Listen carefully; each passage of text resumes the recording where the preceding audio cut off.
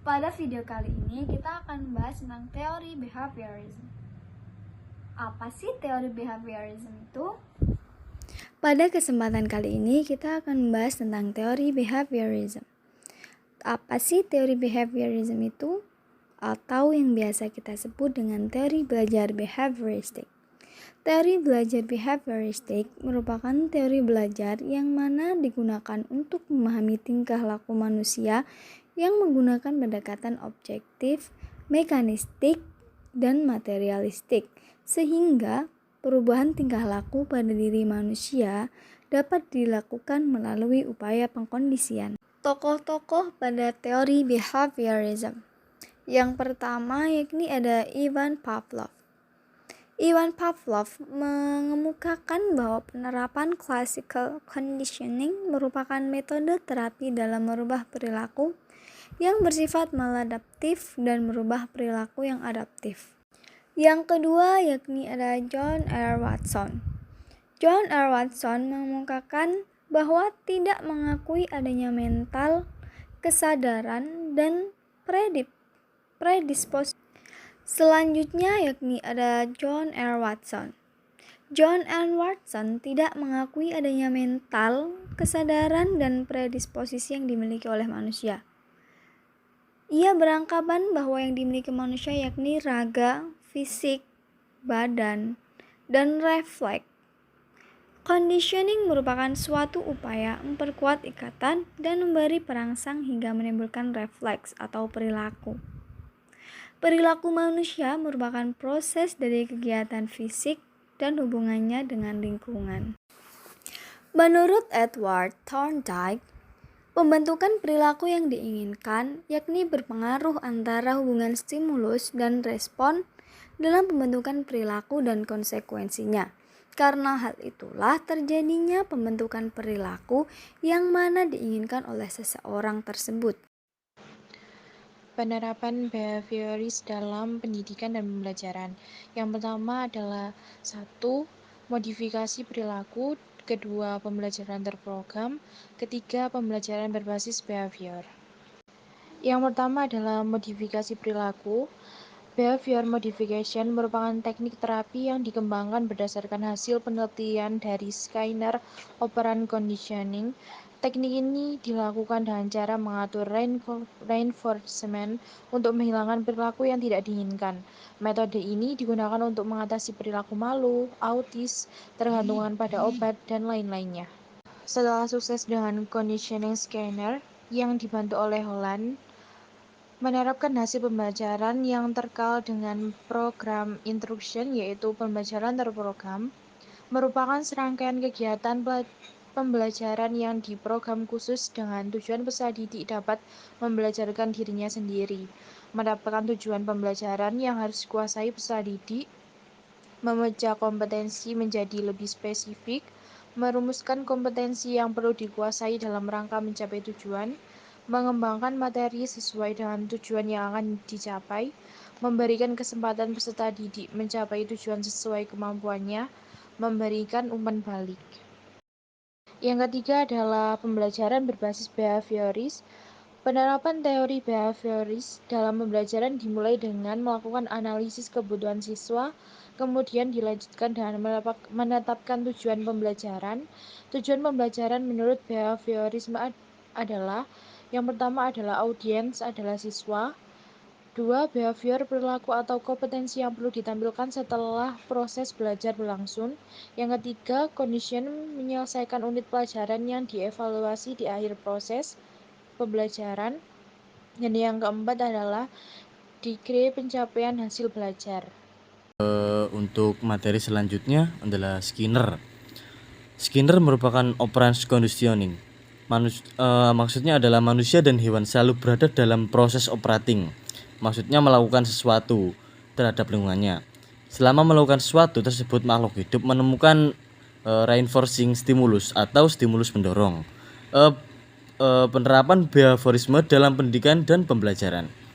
1.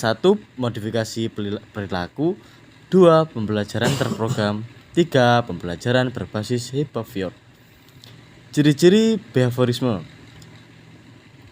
Ciri-ciri behaviorisme ada 4 ya. 1. Mempelajari perbuatan manusia bukan dari kesadarannya. 2. Segala perbuatan dikembalikan pada refleks. 3. Waktu dilahirkan semua orang adalah sama. 4. Pendidikan adalah maha kuasa. Slide berikutnya mungkin disampaikan. Jadi kesimpulan dari teori belajar behaviorisme adalah teori belajar behavioristik menjelaskan bahwa belajar adalah perubahan tingkah laku sebagai akibat dari adanya interaksi antara stimulasi dan respon. Dari beberapa teori belajar behavioristik yang dikembangkan dapat disimpulkan bahwa untuk memunculkan respon yang diharapkan dibutuhkan penguatan.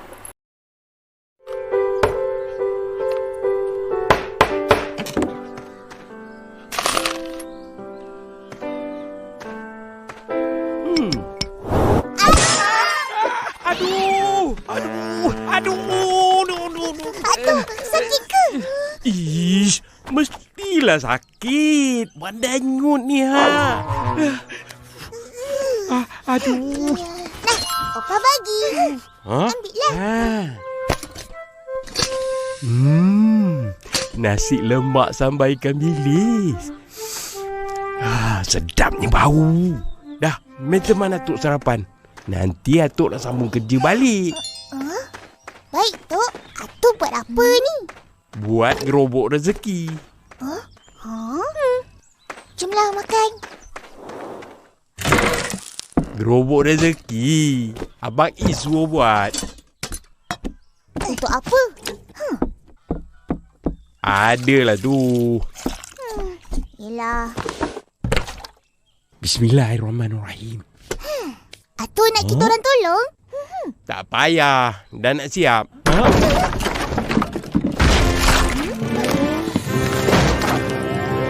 Alamak. Jom.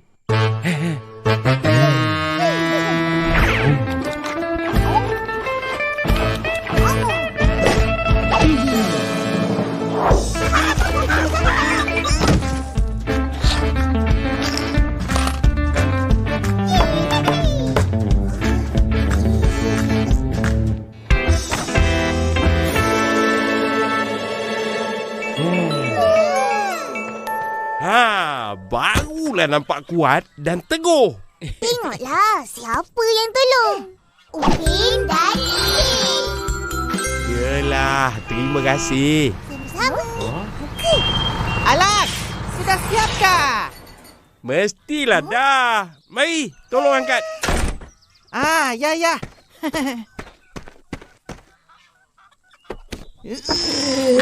Tu.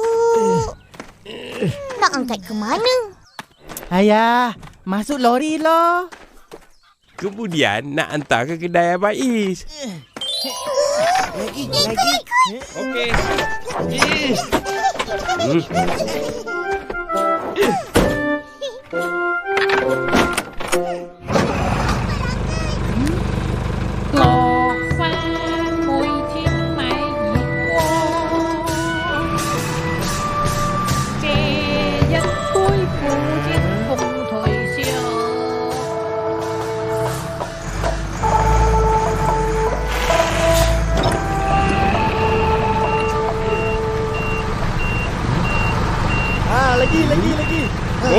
Hop. Sikit lagi. Hop.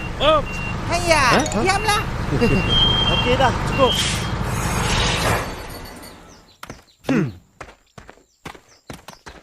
Abang Is.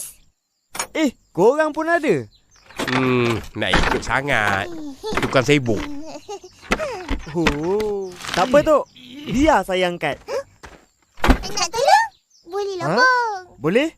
Dalam kedai, tepi kaunter. Ada banyak kotak dan kampit beras. Bawa keluar semua. Baik bos.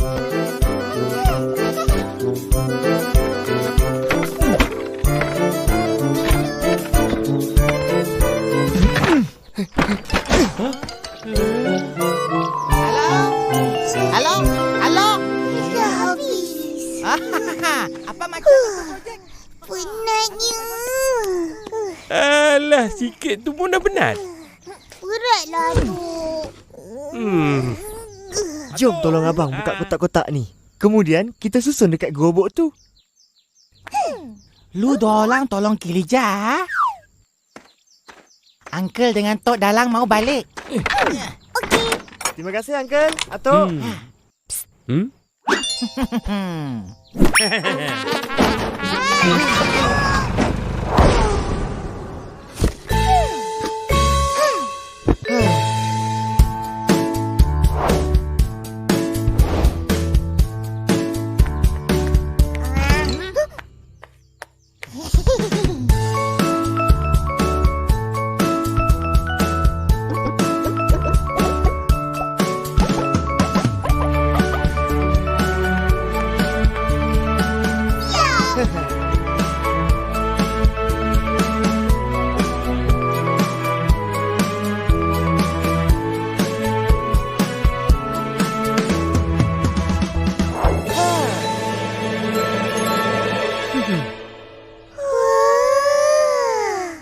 Barang-barang ni untuk siapa? Untuk orang kampung yang memerlukan. Semuanya percuma. Percuma? Sesiapa je boleh datang ambil.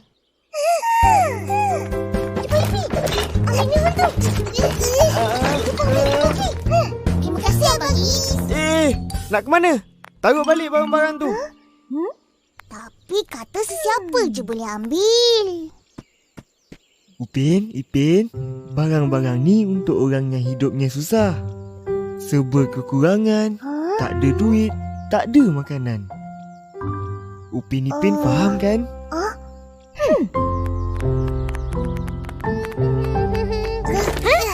Upin, Ipin!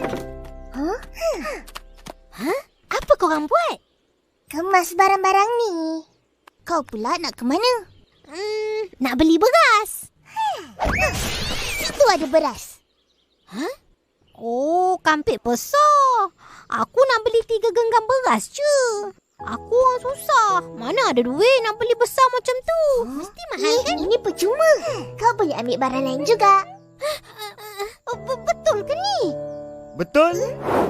Ini gerobok rezeki abang buatkan nak bantu orang kampung yang susah. Ambil lah.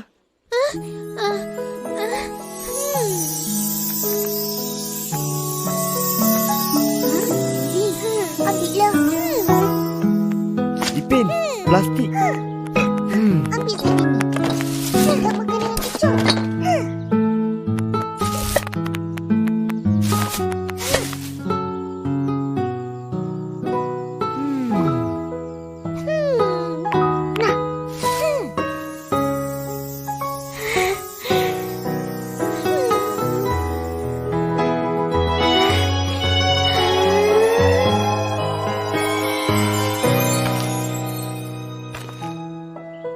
Nah, ambillah.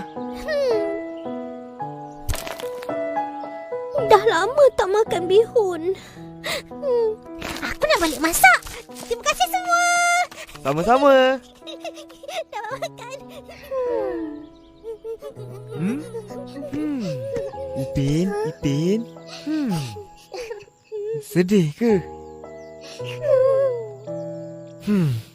Tapi abang suka. Abang suka tengok orang susah ke? Bukan. Abang suka bila orang betul-betul susah datang ambil barang-barang di sini. Maknanya, projek gerobok rezeki abang berjaya. Oh, macam tu.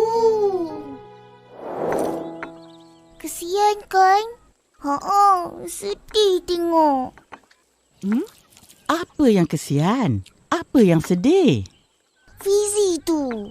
Dia orang susah rupanya. Nak beli sekampit beras pun tak ada duit. Patutlah dia selalu minta ihsan belanja. Hai, selama ni berkawan tak tahu ke? Tak. Nasib baik ada gerobok rezeki. Dapat dia sekampit beras. Dah mula dah projek Abang Is tu? Dah. Hari ni mula. Lepas ni teman akak nak tengok gerobok rezeki tu. Akak belanja aiskrim. Boleh? Yeay! Yelah tu.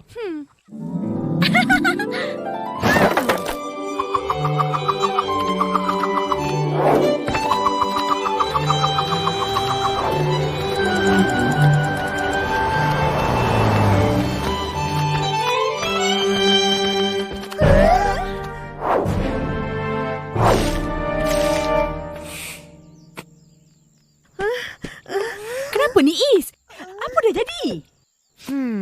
Orang berebut barang. Barang sedekah pun nak berebut? Barang percuma kan? Macam tu lah. Semua nak diambilnya. Tak ingat orang lain. Ha?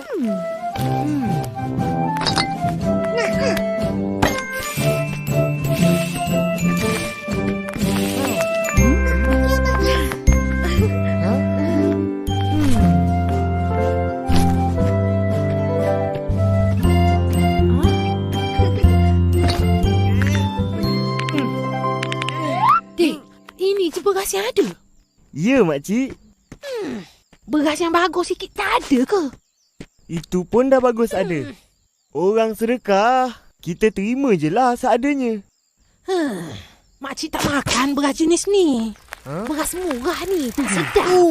Sardin percuma. Ni boleh buat niaga. Roy, ni untuk bantu orang yang memerlukan. Bukan untuk berniaga. Aduh. Lah, ya ke? Jadi tak boleh? Kak, nak aiskrim. Jom, abang belanja. Korang nak aiskrim apa? Aku punya pas ni. Aku nampak dulu.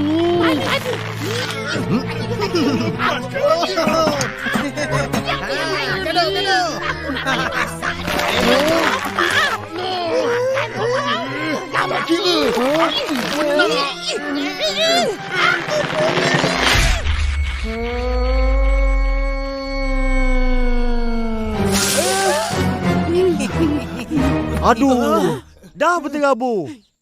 Kan rugi.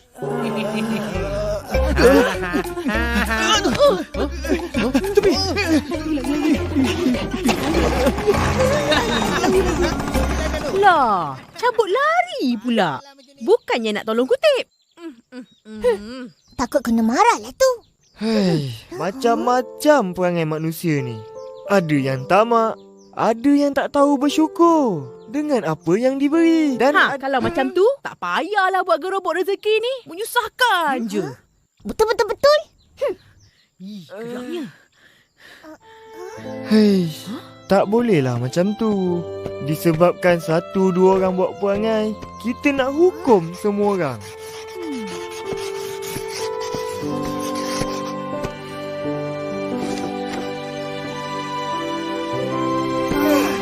Sila ambil ini.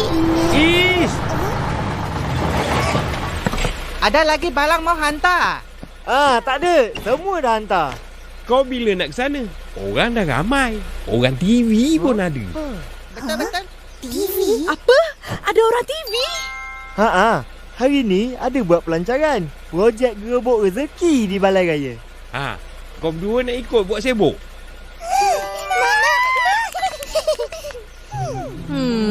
Yelah.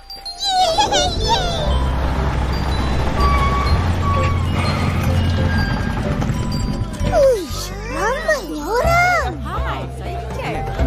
1, 2, 3. Wah, diam-diam Abang Is dah buat banyak gerobok rezeki rupanya. Semuanya penuh dengan barangan. Saja abang tak nak bising-bising. Biar projek ni berjaya dulu. Lepas tu baru abang war-warkan. Kenapa nak wawarkan? Abang nak kutip derma untuk buat banyak lagi gerobok rezeki. Oh, nak kutip duit. Bukan duit je, sumbangan barangan dan juga tenaga. Tenaga anak-anak muda. Oh. Upin, itu Zul kan? Sekarang kita berada di kampung hantu. Zul dengan nenek dia. Jom kita tolong. Kita sumbangkan tenaga. Nantikan liputan semasa kita.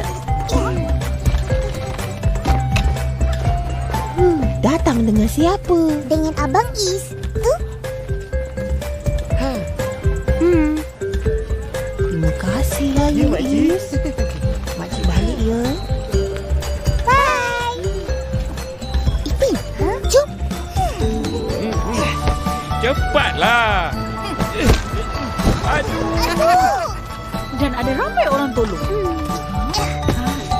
Terima kasih.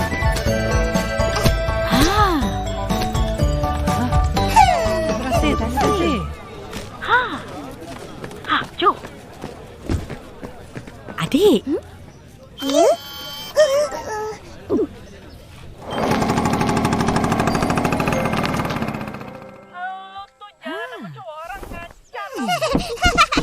Opa. Dah balik pun. Macam mana pelajaran tadi? Seronok. Ramai orang. Syukur Alhamdulillah. Niat baik Is buat gerobok rezeki berjaya beri manfaat pada orang ramai. Kawan-kawan kita orang pun ada, Opa. Patutlah seronok. Mainlah tu. Mana ada. Kita orang buat kerja. Lepas tu, ada orang TV tanya kita orang macam-macam. Yelah tu. Siapa nama adik? Saya Upin. Saya Ipin. Betul-betul. Dan saya Is, pencetus projek gerobok rezeki Kampung Durian Runtuh. Adik, angkat barang-barang ni tak penat ke? Tak. Kita orang seronok. Sebab bila kita tolong, orang cakap terima kasih. Hilang penat. Ia, satu contoh yang baik dan harus diikuti semua. Marilah mendema duit atau tenaga untuk terus menjayakan projek ini. Betul-betul. Berat sama dipikul, ringan sama dijinjing. Sokonglah projek gerobok rezeki. Sekian dari saya Ijan, melaporkan dari Kampung Durian Runtuh. Wah, terkenal cucu opa. Masuk TV. Eleh, orang lain punya projek, dia pula yang menumpang nama. Jangan marah. Kena bagi tahu kawan-kawan.